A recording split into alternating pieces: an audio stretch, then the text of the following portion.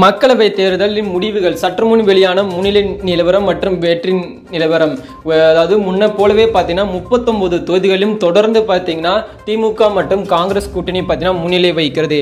அதனைத் தொடர்ந்து பார்த்தீங்கன்னா கட்சி வைஸாக பார்க்கும்போது டிஎம்கே தொடர்ந்து 22 தொகுதிகளில் முன்னிலையும், காங்கிரஸ் பார்த்தீங்கன்னா 9 தொகுதி முன்னிலையும், சிபிஐஎம் 2 தொகுதியிலும், சிபிஐ 2 தொகுதியிலும், விசிகே 2 தொகுதியிலும், ஐயுஎம்எல் 1 தொகுதியிலும், எம்டிஎம்கே பார்த்தீங்கன்னா 1 தொகுதியிலும் தொடர்ந்து முன்னிலை வைத்துக் கொண்டு வருகிறது. அதனைத் தொடர்ந்து பார்த்தீங்கன்னா விருதுநகரில் போட்டியிட்ட விஜயகாந்த் மகன் அவர்கள் பார்த்தீங்கன்னா தொடர்ந்து பார்த்தீங்கன்னா பின்னடைவை சந்தித்துக் கொண்டிருக்கிறார். கிட்டத்தட்ட பார்த்தீங்கன்னா ஒரு 600 700 ஓட்டுகள் மட்டுமே டிஃபரண்ட் இருக்கிறது. கூடிய விரைவில் வாக்கு எண்ணிக்கை முடியும் நேரத்தில் முன்னிலை வரலாம் என்று அனைவராலும் எதிர்பார்க்கப்படுகிறது.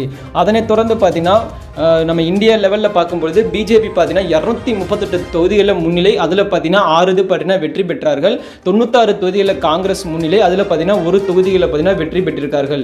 அதனைத் தொடர்ந்து பார்த்தீங்கன்னா ஓவராலாக பார்க்கும் பொழுது பிஜேபி 296 தொகுதிகளில் பார்த்தீங்கன்னா முன்னிலை வைக்கிறது. காங்கிரஸ் 231 தொகுதிகள் மட்டுமே முன்னிலை வைக்கிறது.